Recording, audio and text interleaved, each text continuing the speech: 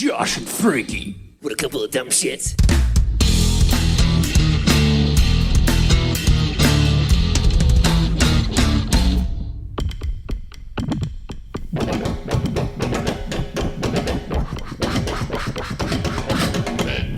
Hello, primates! You found Primus tracks. Congratulations. There are many places to find Primus tracks, but the podcast is probably the best one, unless you like reading text. If that is the case, you should go to Primus tracks on Instagram, possibly Threads, Facebook if you're nasty, and there's an email address called primustrackspod@gmail.com. I am Josh, one of the hosts of Primus Tracks. That riotous laughter you heard is the voice of the other host of Primus Tracks from the 39th floor of Primus Tracks Towers in Mexico City. It's Frankie. Hey, Josh. Frankie, we have made it to the wonderful dulcet tones of Fungi and Foe. It is amazing. I took a step back recently and realized we've been doing this for 5.5 years, roughly. The sheer amount of music we have covered to this point, all the Primus discography, some other albums that lay scattered throughout the chronology, but we are approaching the landing strip, I suppose, for even the Les Claypool discography, separate from Primus. Are you nervous? No. Okay, good. You are not suffering any kind of quandary about where to go afterwards. Thank you for living in the moment and bringing me perspective. I'm back. There will always be something to discuss. That is the point of view that I will take. It's a bottomless well. And it gets darker the further we descend. Yeah. So we are, today we are giving an overview to the 2009 Les Claypool record of Fungi and Foe, and subsequent episodes will tackle one track at a time. Before we get into the nuts and bolts, nitty-gritty, minute details, Frankie, I have to preface by saying I have next to no relationship with this record. Why? I listened to it once upon release in 2009. It did not resonate with me. I put it away. I haven't listened to it since. I haven't listened to the tracks to preview them for our episodes yet. I'm going to be just taking them one at a time as we do our episodes. I suppose the silver lining is they will feel like new songs. So we could say that the last time you heard Fungi material was when some of those songs were performed by the Frog Brigade in 2023? Maybe Amanitas. I don't even remember which tune they Amanitas, played yeah. in 23. Amanitas. Yeah. And then, and I did see the Fungi Band in 2009, so I saw some of the tunes that are on this record. And it was bittersweet for you, right? Well, and I think I've spoken of that before. They played a couple Primus numbers, and it just wasn't the same. And I was resigned to the idea that this is what we have. I should appreciate what we have. And then Primus came back the next year, and the excitement level was off the charts. I do know a couple of these tunes by name, like Red State Girl. I remember that one because I remember the live performance of it. But going down the track list, there are many. I couldn't hum it to you right now. So this will be an interesting exercise for me.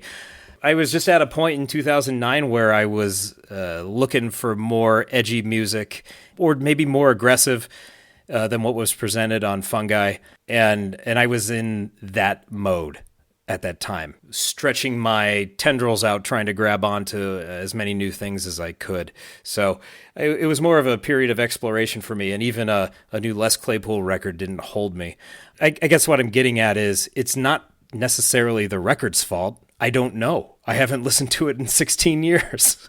So, and of course, my perspective now in 2025 is going to be vastly different than it was 16 years ago. So I'm really interested to see where it takes me. How about you, Frankie? When did you first hear this record? When it came out. Okay. And has it stayed in rotation for you?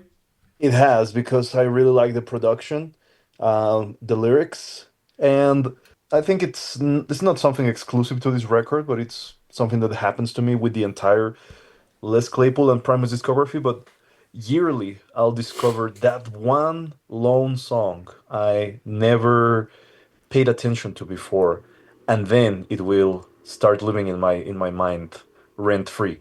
In this case, I've developed somewhat of an obsession with Prime by 29. I just love the Ah, bass line on that song and the lyrics as well. Mind you, prior to this year, it's a song that just came and went for me when I played the album. I didn't mind it much. So I do enjoy the record a lot. I think it's very cohesive from the perspective of the theme and the production.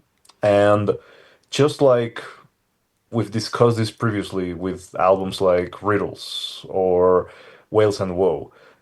Fungi is an album that sounds unlike anything else out there. I don't think there's any record that you'll find anywhere that sounds exactly like this one. mhm. Yeah, it certainly is different from my recollection, limited as it is. But it certainly is unique to this Claypool catalog, and I would say to the wider world of music as well. Although that's it could be a stretch to say that because I certainly have not heard every record that's ever been put out. But there's certainly a lot of creeptastic music out there that this might be able to be lumped in with. Let's look at some of our album information, Frankie. First of all, the title of Fungi and Foe follows the pattern from Of Whales and Woe. And Fungi and Foe is not a random occurrence. He chose the alliteration for a particular reason. One, it rolls off the tongue of Fungi and Foe. Mhm. And two, Fungi and Foe reference specific projects that Les had worked on that informed this release. Of course, Fungi being Mushroom Men, the Spore Wars, the video game released on Nintendo Wii. That's how old this record is, Frankie, the Nintendo Wii.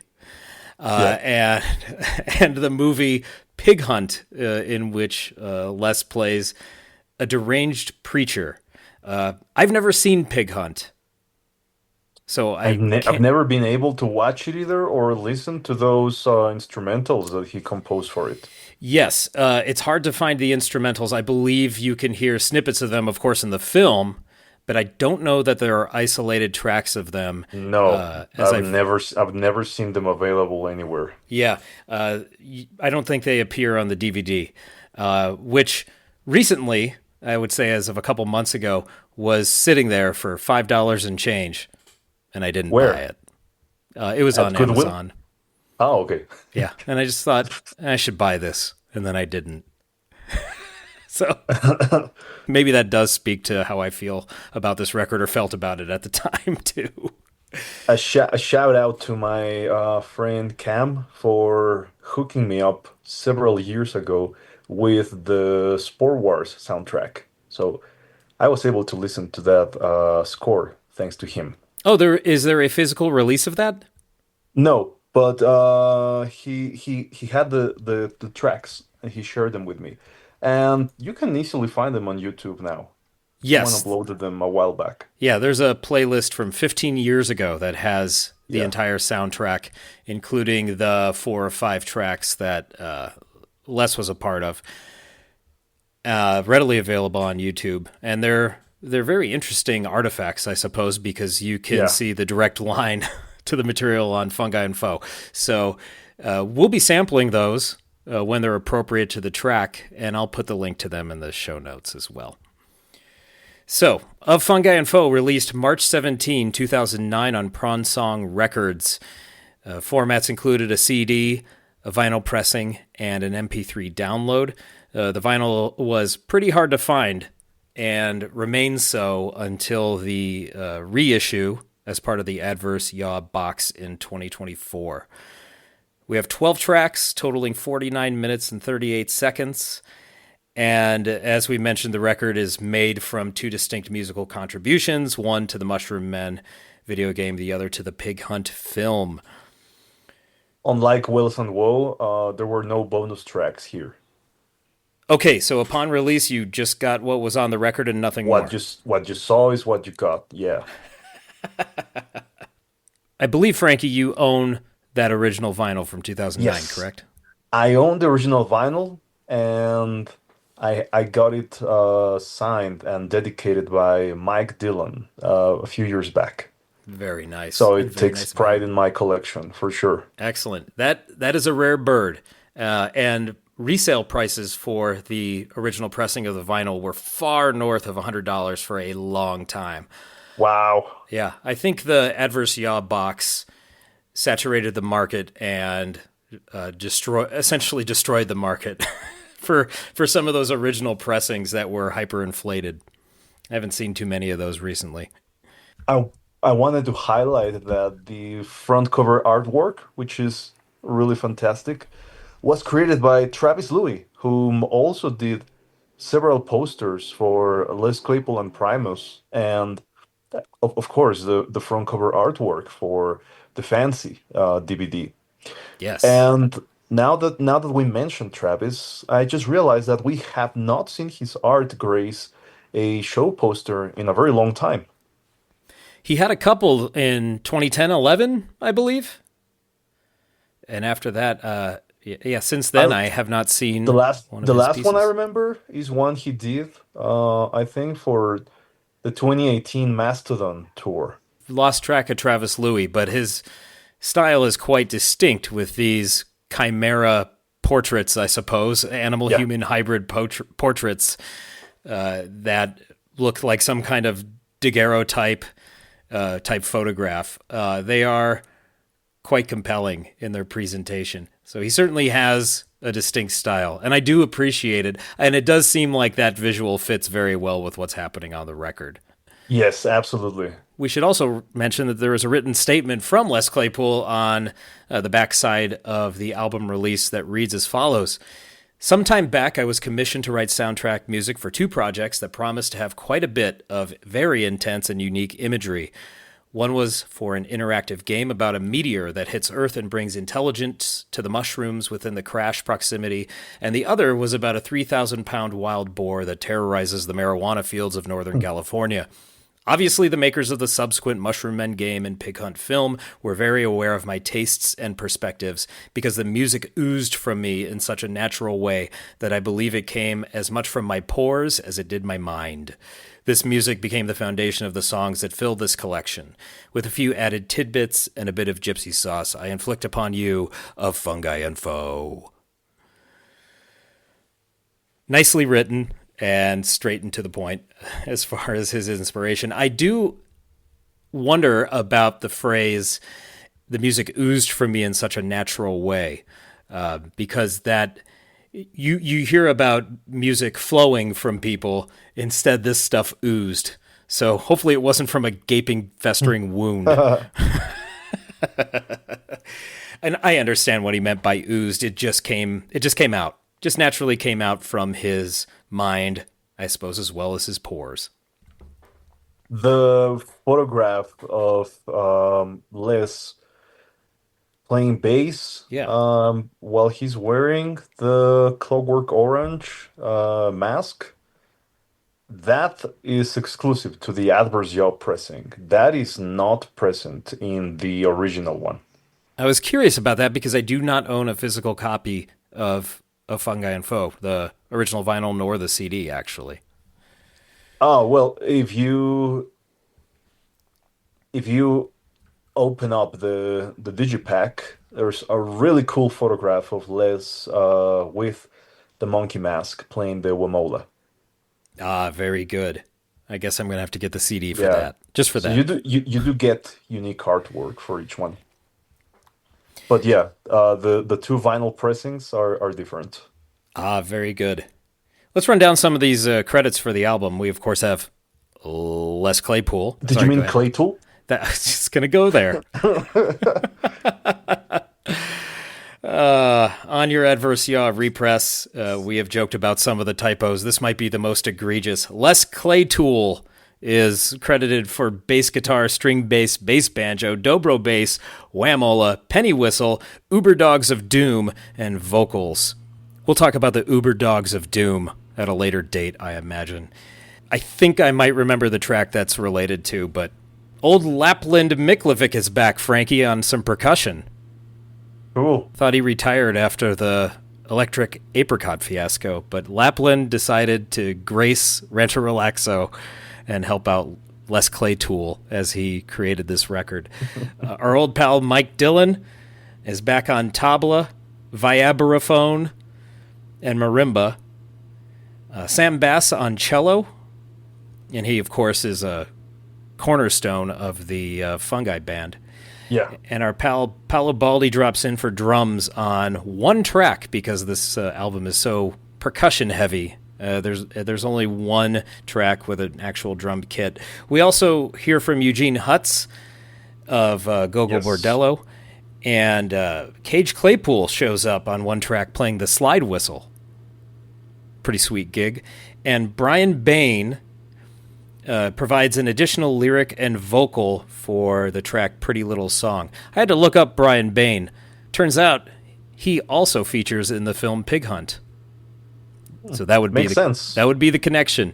I read a bit further on him. He's an interesting guy. He's multifaceted, multi-talented, and has a lot of pursuits that are of interest to me. So I'm gonna try to pursue more of his work.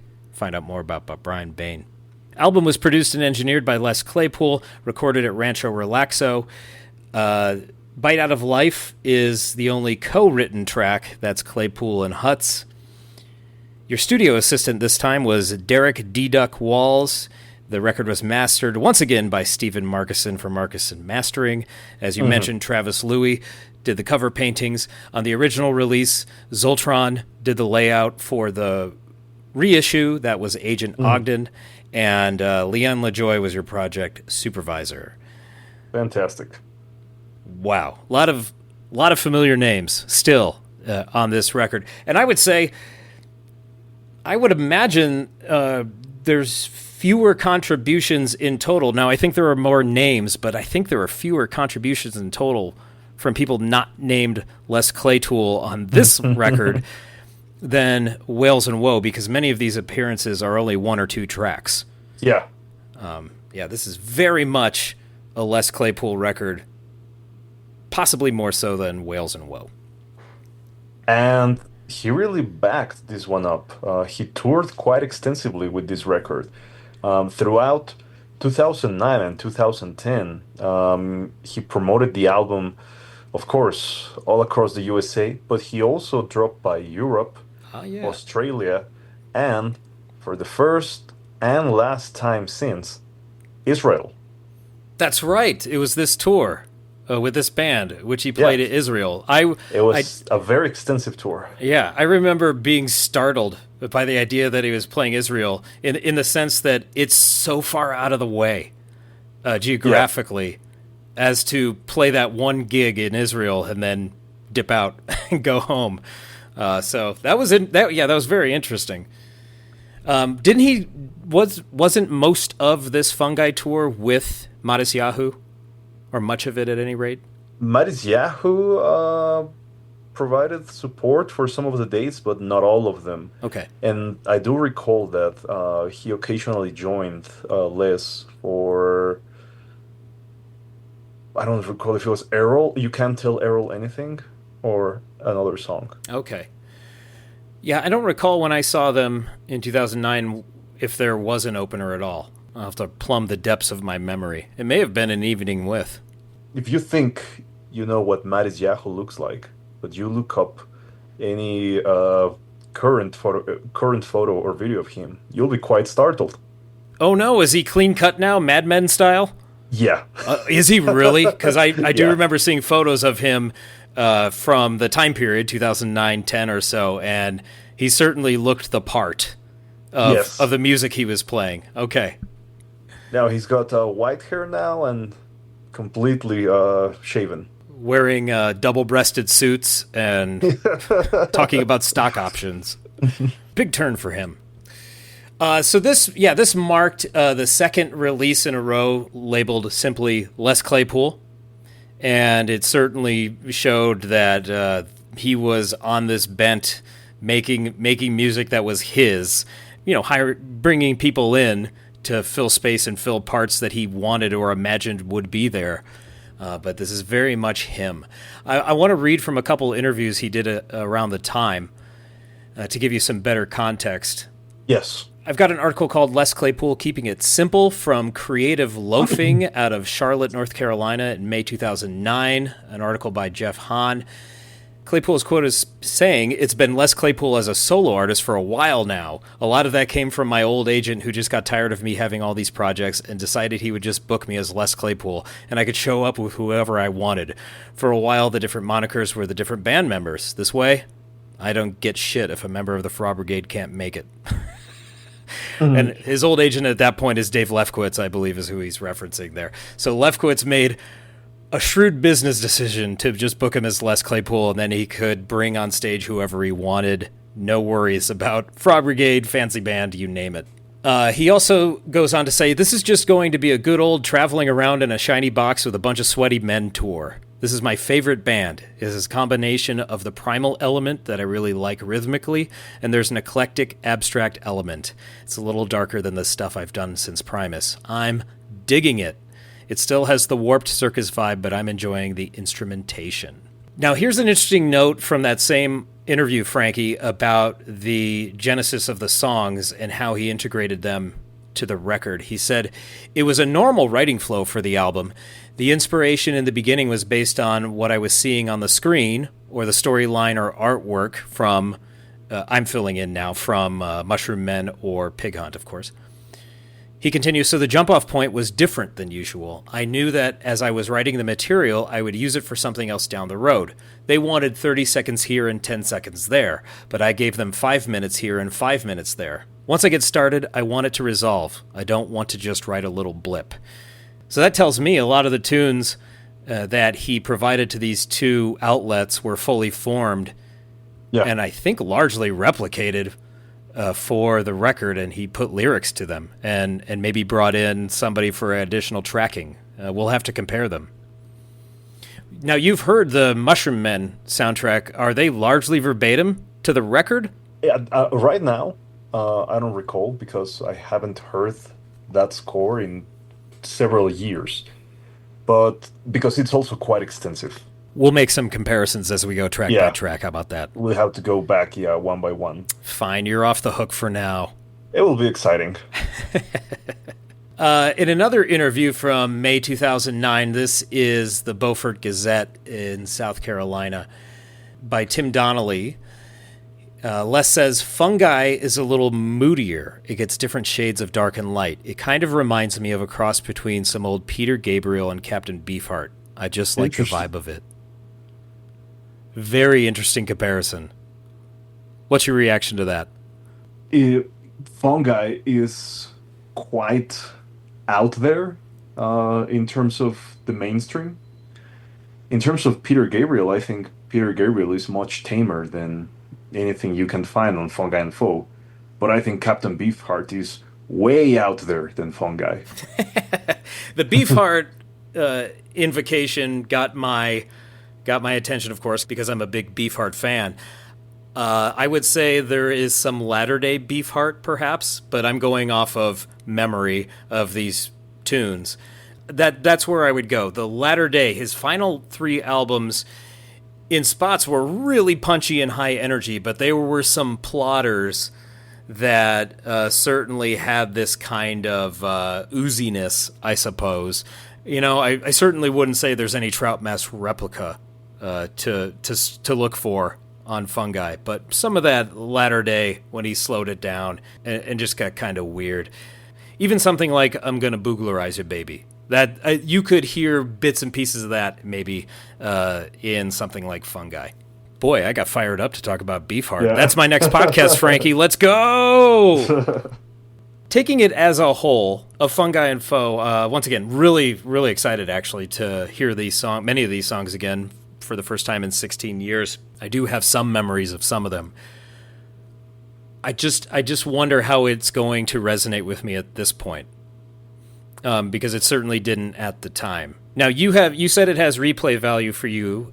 Every once in a while, a track grabs you. So this time around, the last time around, it was Prime by 29.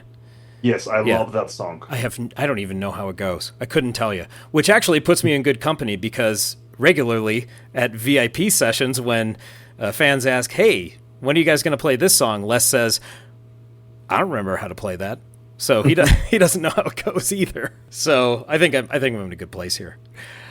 You know, the other thing I recall is it did get a lukewarm reception in the fan base. And when I say the fan base, I mean the bull board. And when I talk about the bull board, of course, I'm talking about hardcore fans with no lives who bitch and moan on the internet all day. So it's definitely a skewed sample, but this album I don't think was well loved by that group of people. And the reviews I read, because I was still in the habit of reading reviews of Primus and Claypool releases, just to see what critics had to say, because most of them were mainstream critics, and I wanted to see how confounded they were. This one, they weren't as complimentary of this one as they were of Wales, and Yeah, I mean, certainly it's the not Primus as stuff. it's not as accessible as Wales. Like, or the circle outside the hardcore, yeah, it would certainly not appeal the same. I think you have to be a certified Claypool aficionado in order to fully enjoy this record. It's not something I would recommend to someone that has never heard Les before. Okay, It's kind of so a it's a very niche piece of work. Something that I wanted to highlight that just came to my mind is when I listen to to this record, I do get the impression that it's really obvious which tracks Les worked from off of the score that he had composed, and yeah, they do have that mushroom theme. But for the other songs, whether they were just instrumentals and he added lyrics to them or he created them from scratch, I get the impression that with this record he was digging for topics to write songs about, and that's why we ended up with a song about his dog there, and yeah. I'm not going to impugn anybody for writing a song about their dog, because dogs are great, and I have 3 of them. But at the same time, when you write a song about your dog, I also have another thought, which is you're just looking around for stuff to write about at this point. yeah, that's the impression I have as well. But once again, dogs are great. So even if the impetus was I need something to write about, I'm not going to get on anybody's case for it. So would you compare this then? So you stated this is a really niche album, so this is for the hardcore fans. So first of all, because it didn't resonate with me, I'm not a true fan, right? So we can establish that right now. Okay, good. I'm not a true Claypool fan. Good. We've put that to rest.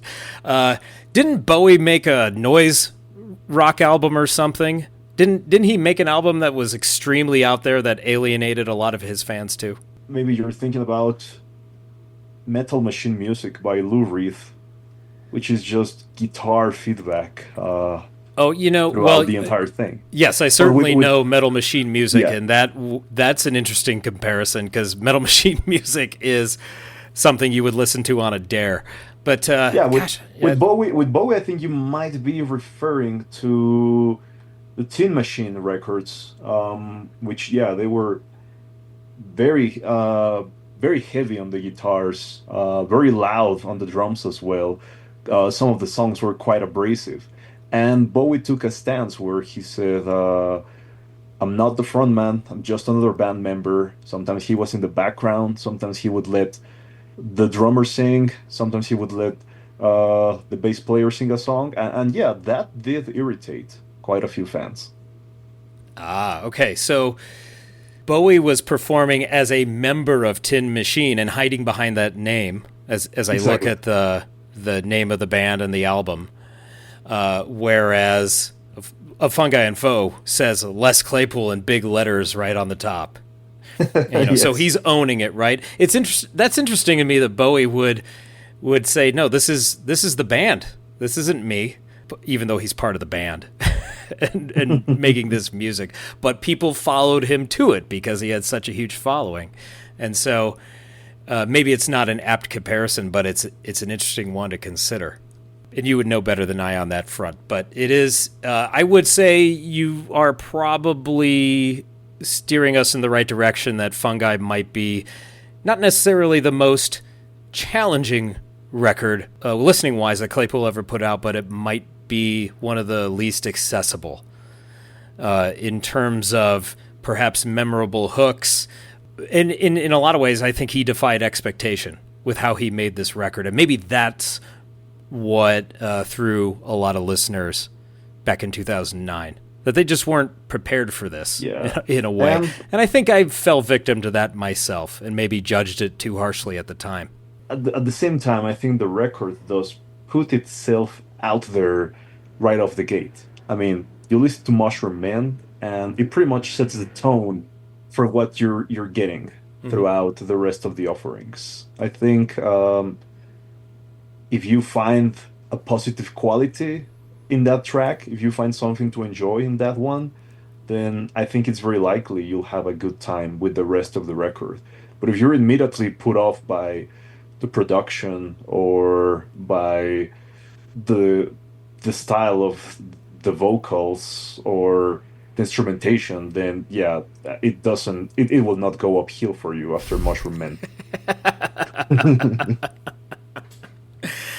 Looking at the track listing and then some live set lists from this tour, it's not like he made this record and then hid it away. He toured on it for a long time and played a whole bunch of songs off it night after night after night. So he owned it for sure. Yeah. But he also left out several of them.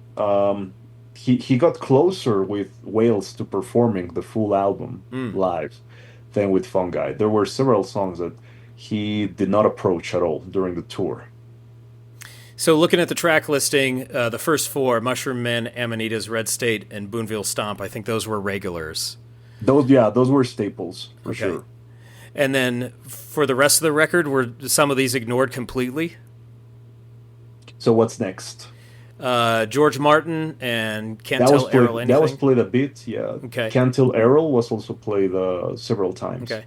Now, Bite Out of Life, did they ever attack that one? That was not performed live at all. Well, I guess Eugene Hutz wasn't there, so yeah. you're justified.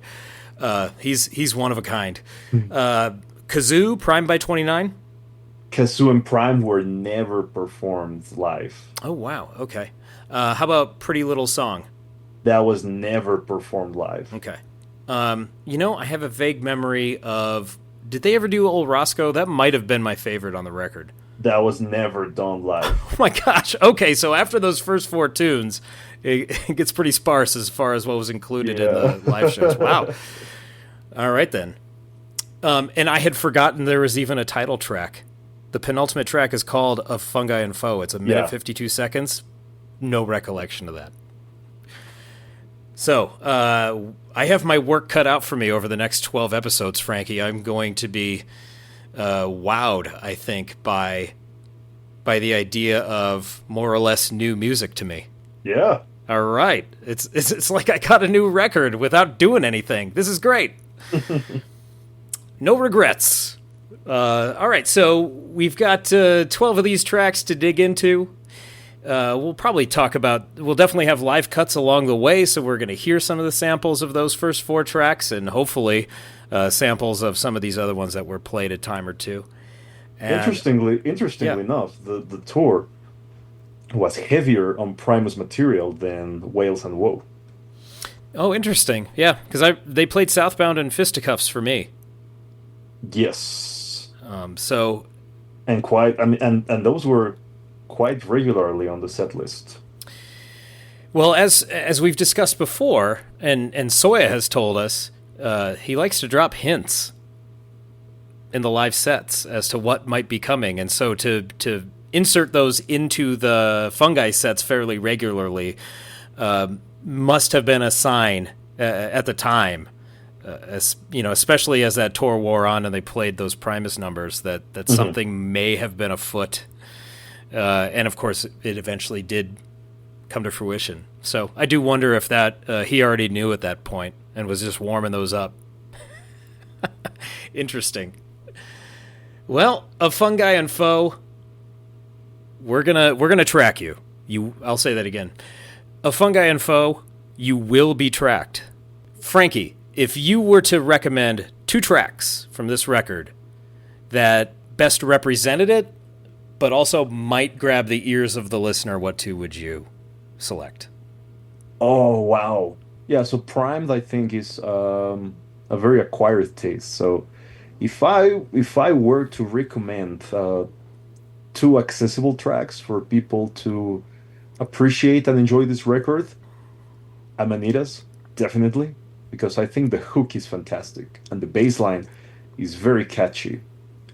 And then for the second offering, I'm torn between Red State, which I think has also kind of a radio appeal not present in the rest of the tracks. Either that one or Voombill. And not necessarily because they're my favorites, but because I think they're more accessible than the rest of the offerings on the record.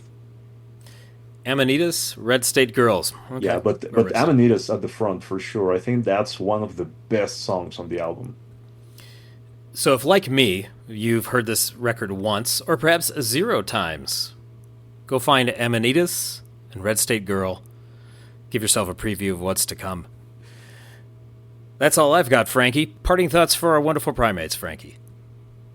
I'm truly looking forward to hearing what Josh has to say on first impression basis for many of these songs. I find it exciting when Josh is not that familiar with the material, because then his opinion is very honest and very interesting. Well, as we know, it's just a matter of opinion at all times. Yeah, it's very rare that this happens. Fungi and Foe, I know, is the big gap. The rest are just tiny little pinholes. So let's see what's to come. Primates, primatrons, people of Earth, thank you all so much for listening.